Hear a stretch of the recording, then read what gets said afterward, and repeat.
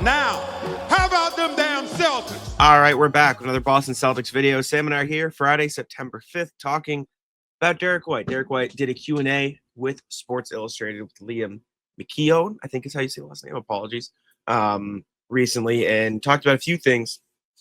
Notable among the bunch of things he talked about was the trades. Obviously, Celtics trade Jrue Holiday, trade Kristaps Porzingis this summer. Team's going to look a lot different heading into next season. And Derrick White was asked about it, talked about it, and kind of said what everyone has been thinking and has known about the trades since, they went down, and since a year before they went down. I'll find it here once it loads. But he said it's a tough part about the business. It's definitely a business at the end of the day. Jrue, KP, Luke, all of them, it was definitely tough to see them leave. You wish you could play with them forever, but this is kind of the way it is. I always wish them the best.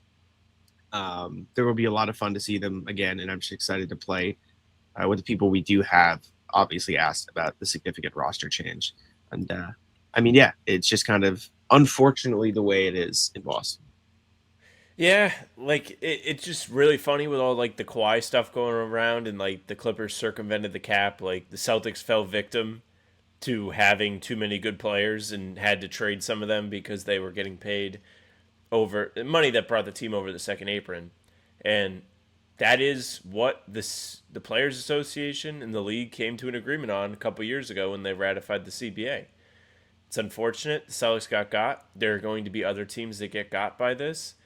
I don't necessarily know if the Thunder will be one of them. People are speculating they'll be one of them because their younger guys are going to start earning more and more money. J-Dub, Chet sign extensions. Then Shea's going to get into Supermax. So they're kind of up next. People are going to be watching them. Knicks are another team to watch. The Cavs are the team right now that is the only Magic. NBA team that's over the second apron this season. So I would say if Cleveland doesn't do better than they did last year, or at least like sniff the conference finals, that they may be a trade guys for nothing team to watch next summer. But yeah, Boston had to give up 2 all-star level players for nothing. And now we all are left to wait and see if Anthony Simon's going to play for this team or not, how he's going to fit with this team. And like there are positives to this. Like the young guys that the Celtics haven't really gotten a great look at, they're going to get to see what they have in them. They're going to get to see how well they fit into a real rotation, see what they do when they get real minutes. But I think you would rather have the big boys that got traded away. For sure. You look at the projected cap teams heading into the next season. The Cavs are obviously there because they're it for this season. And past that, you've got the Thunder and the Magic. The Magic traded for Desmond Bane. Now they've got 3 pretty much max players on the roster. It's going to put them in a tricky spot. And they don't have a huge window to win with who they got. They've got Jalen Suggs also making $30 million, so they're in a pretty similar place to where the Celtics were. And it's just not going to be easy to keep that many big contracts on the books. I think the reason the Thunder are maybe like a team that could get around it is because they have 3 max contracts, but outside of that, they don't really have anybody who's going to be wanting a bag. Like Isaiah Hartenstein makes a lot of money, but he's not going to make a lot of money for more than just the next year, maybe 2 past this. You've got Caruso making around 20, which is a lot, but it's not an unmanageable deal. Like you can fill out the minimums if you have those 2 guys. So like I think they could find ways around it. Isaiah Joe, Aaron Wiggins both making, I think, 10 or below, maybe 12. Like they have a lot of guys on pretty reasonable contracts, which could be a reason that they could circumvent it. But it's just kind of the state of where the CPA has put the NBA. They want to encourage parity. They want to encourage. At least I assume that's the goal. I assume that's what all of this was meant to do. It's to keep the title winner different every season, right? You don't want to have the same people in the mix every single year. You want to have different championships. And to a degree, it's worked. Like when's the last time we've seen the same Warriors team make the finals 2 years in a row? Oh, 2 years in a row in the finals. I think it's also the Warriors. Yeah. So like even past we've heard we've had a different champion every year for the last 7 years, but also the only team to make multiple championships in that span is the Celtics. Is that true? Am I saying that correctly? Are they the only team in that time frame to make multiple finals? Them and the Heat. That's it. Yeah, the Heat. Like I can't think of any other teams that's made multiple NBA Finals appearances. No. So that pretty crazy. It's pretty insane Technically, the that we've had Warriors, that level of parity. because they made it in It was- 19 and 22. yeah, Even if you take out 18. yeah. So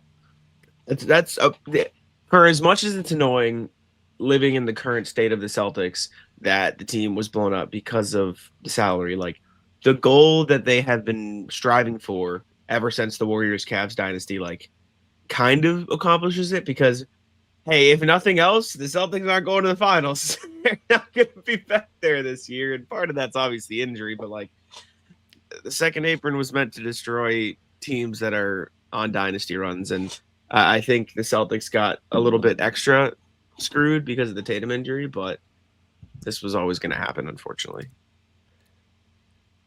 I still don't know if that's like the right thing though. I mean, the league shouldn't be stepping in because teams did a good job of building a roster. Like the way that I've heard people argue against this, like where it feels like they have the best anti like player, not anti-player, but anti like good team argument is they want to get rid of like super teams that come together because guys want to just play with their friends. But like the Celtics didn't come together that way. The Thunder didn't come together that way. The Cavs, whenever it catches up to them, did not come together that way. It was good draft picks.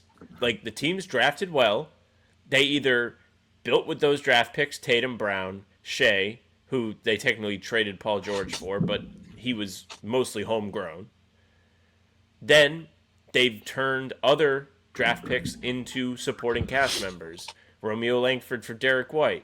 Marcus for Porzingis, Robert Williams for Drew Holiday, Aaron Nesmith for Brogdon, who turned into Drew Holiday. Like there was no, hey, we're all just gonna go play for the Celtics. Like that didn't happen, and they shouldn't be punished because they did a good job. And the same can be said for the Thunder, who drafted J-Dub and Chet and a lot of their other supporting cast guys.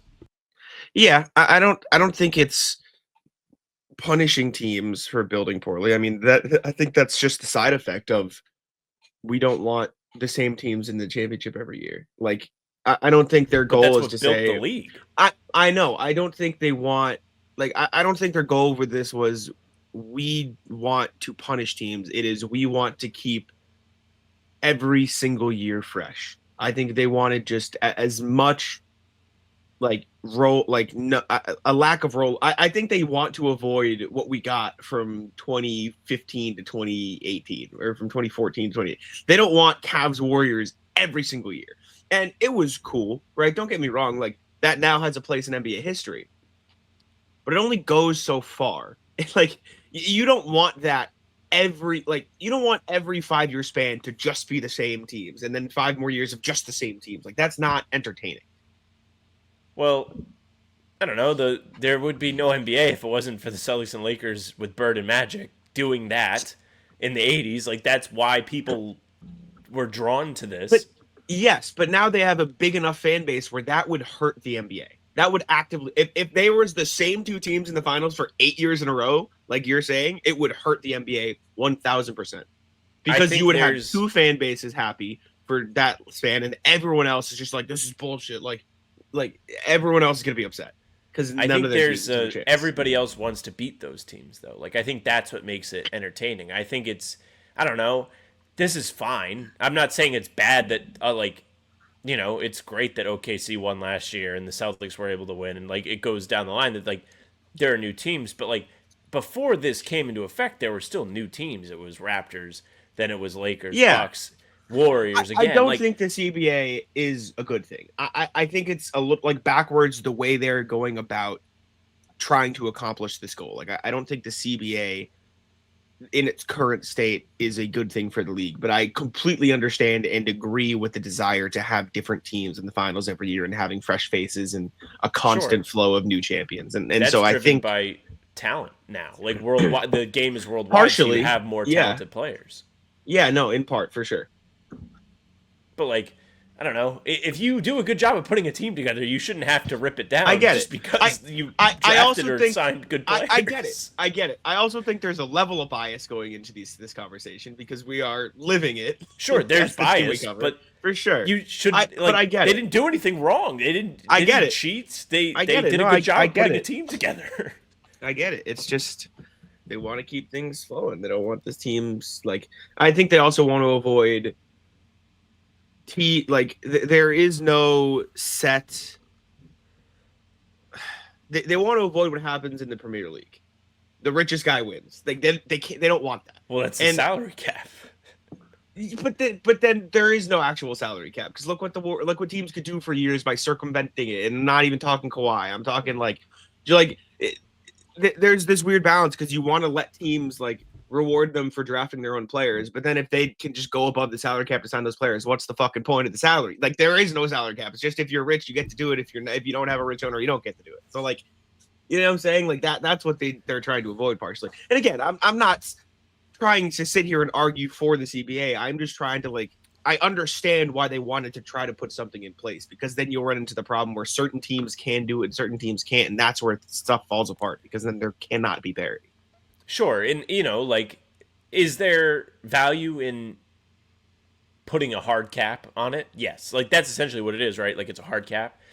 It should have been executed better. They should have found a better way to. For sure, should have executed better. The Celtics should have had to win a title. Denver too. Remember when Denver traded KCP immediately or let him walk, and Bruce Brown was gone, Jeff Green was gone. I kept saying it they're playing Jenga with their roster. Of course, they're not as competitive.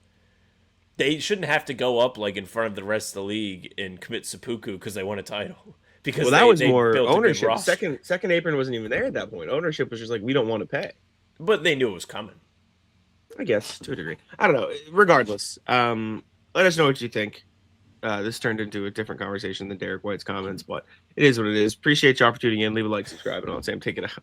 Hey, thank you very much for listening and watching. Make sure you leave a like, comment, let us know what you're thinking of, I don't know, this. I'm sure you're thrilled with the CBA.